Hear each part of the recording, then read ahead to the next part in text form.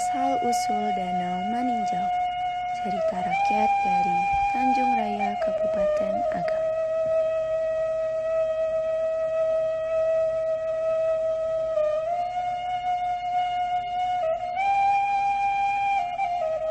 Di salah satu perkampungan di kaki Gunung Tinjau, tinggallah 10 orang bersaudara yang terdiri dari 9 lelaki dan seorang perempuan.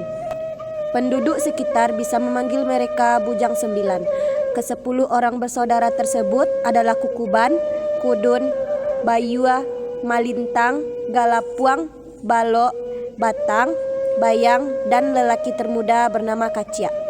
Sementara adik mereka yang paling bungsu adalah seorang perempuan bernama Siti Rasani, akrab dipanggil Sani. Kedua orang tua mereka sudah lama meninggal, sehingga Kukuban sebagai anak sulung menjadi kepala rumah tangga. Semua keputusan ada di tangannya. Ke-10 bersaudara tersebut tinggal di sebuah rumah peninggalan kedua orang tua mereka. Untuk memenuhi kebutuhannya, mereka menggarap lahan pertanian yang cukup luas warisan kedua orang tua mereka. Mereka sangat terampil bertani karena mereka rajin membantu ayah dan ibunya ketika keduanya masih hidup. Di samping itu, mereka juga dibimbing oleh paman mereka yang bernama Datu Limbatang, yang akrab mereka panggil Engku. Datuk Limbatang adalah seorang mama di kampung itu dan mempunyai seorang putra bernama Giran. Pada suatu hari, ketika Datuk Limbatang bersama istri dan Giran berkunjung ke rumah Bujang 9, secara tidak sengaja Sani saling berpandangan dengan Giran. Rupanya, kedua pemuda dan gadis itu sama-sama menaruh hati. Giran pun mengajak Sani untuk bertemu di sebuah ladang di pinggir sungai. Dengan hati berdebar, Giran pun mengungkapkan perasaannya kepada Sani. Sudah lama merendam selasih, barulah kini mau mengembang. Sudah lama ku pendam kasih, barulah kini bertemu pandang. Rupa elok, perangai pun cantik, hidupnya suka berbuat baik. Orang memuji hilir dan mudik, siapa melihat hati pun tertarik. Dik Sani, wajahmu cantik nan elok, perangai baik nan berhati lembut. Maukah engkau menjadi kekasih abang? Jantung Sani berdetak dengan kencang. Dalam hatinya, ia pun menyukai Giran. Dan ia pun membalas dengan untaian pantun. Buah nangka dari seberang, sedap sekali dibuat sayur. Sudah lama ku nanti abang, barulah kini dapat menengkur. Jika roboh kota Melaka, papan di Jawa saya tegakkan. Jika sungguh kanda berkata, badan dan nyawa saya serahkan. Hati Giran dan Sani sangat bahagia. Ia berasa senang karena cintanya bersambut. Sejak itu, Giran dan Sani menjalin hubungan kasih. Awalnya mereka menyembunyikan dari keluarganya. Namun karena takut menimbulkan fitnah, Giran dan Sani memutuskan untuk memberitahu kepada keluarganya. Ketika musim panen tiba, semua penduduk kampung memperoleh hasil yang melimpah. Untuk merayakannya, mereka sepakat mengadakan acara gelanggang perhelatan, di mana adu ketangkasan bermain silat. Tak lupa, Giran dan Kukuban pun ikut serta dalam acara tersebut. Namun tanpa diduga, Giran dan Kukuban pun berlawanan. Kukuban berhasil dikalahkan oleh Giran, sehingga menimbulkan sifat dendam di dalam diri Kukuban. Beberapa bulan kemudian, dendam Kukuban yang dipendam dalam hati itu akhirnya terungkap juga. Hal itu bermula ketika suatu malam, yakni ketika cahaya purnama menerangi perkampungan sekitar Gunung Tinjau. Datuk Limbatang bersama istrinya berkunjung ke rumah Bujang 9. Kedatangan orang tua Giran tersebut bukan untuk mengajari mereka cara bercocok tanam atau tata cara adat, melainkan ingin menyampaikan pinangan Giran kepada Sani. Maaf Bujang 9, maksud kedatangan kami kemari ingin lebih mempererat hubungan keluarga kita. Apa maksud engku? Tanya si Kudun bingung. Ya engku, bukankah hubungan kekeluargaan kita selama ini baik-baik saja?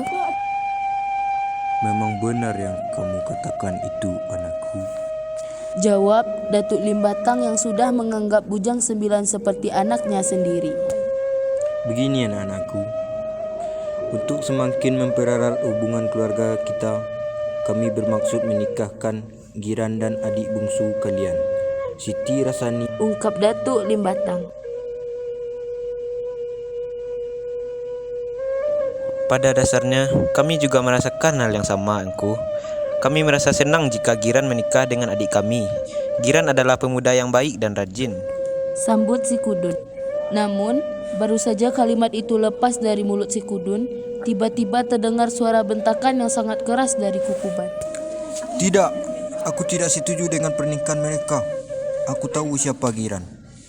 Seru Kukuban dengan wajah memerah. Dia pemuda sombong, tidak tahu sopan santun dan kurang ajar. Dia tidak pantas menjadi suami Sani. Tambahnya, Mengapa kamu berkata begitu, anakku? Adakah perkataan atau perilakunya yang pernah menyinggung perasaanmu? tanya Datuk Limbatang dengan tenang. Ada, Angku. Masih ingatkah tingkah Giran terhadap di galang perhelatan beberapa bulan yang lalu? Dia telah mematahkan kaki kiriku dan sampai sekarang masih ada bekasnya. Jawab Kukuban sambil menyingsingkan celana panjangnya untuk memperlihatkan bekas kakinya yang patah. Oh, itu. Jawab Datuk Limbatang singkat sambil tersenyum. Soal kaki terkilir dan kaki patah, kalah ataupun menang dalam gelanggang itu hal biasa. Memang begitu kalau bertarung. Ah, itu kata engkau karena ingin membela anak sendiri. Di mana keadilan engkau sebagai pemimpin adat? Bantah Kukuban sambil menghempaskan tangannya ke lantai. Semua yang ada dalam pertemuan itu terdiam. Kedelapan saudaranya tak satu pun yang berani angkat bicara. Suasana pun menjadi hening dan tegang, kecuali Datuk Limbatang yang terlihat tenang. Baiklah anakku, aku juga tidak akan memaksamu. Tapi kami berharap semoga suatu hari nanti keputusan ini tidak dapat berubah. Berhari-hari kedua pasangan kekasih itu berpikir, tetapi belum juga menemukan jalan keluar.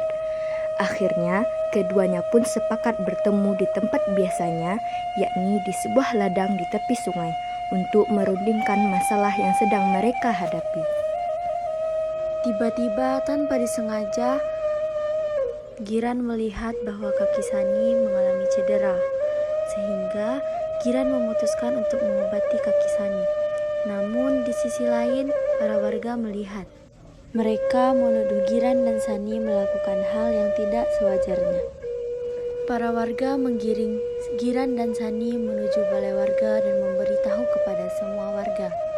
Dan di sana, Giran menolak apa yang dikatakan oleh warga tersebut. Wahai kalian semua, ketahuilah, kami tidak melakukan perbuatan terlarang apapun. Karena itu, kami yakin tidak bersalah. Setelah melalui kesepakatan, Giran dan Sani dihukum untuk dibuang ke kawah Gunung Tinjau. Dan saat itu, para warga membawanya ke sana.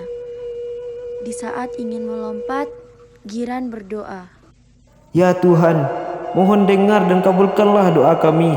Jika kami memang benar-benar bersalah, hancurkanlah tubuh kami di dalam air kawah gunung yang panas ini.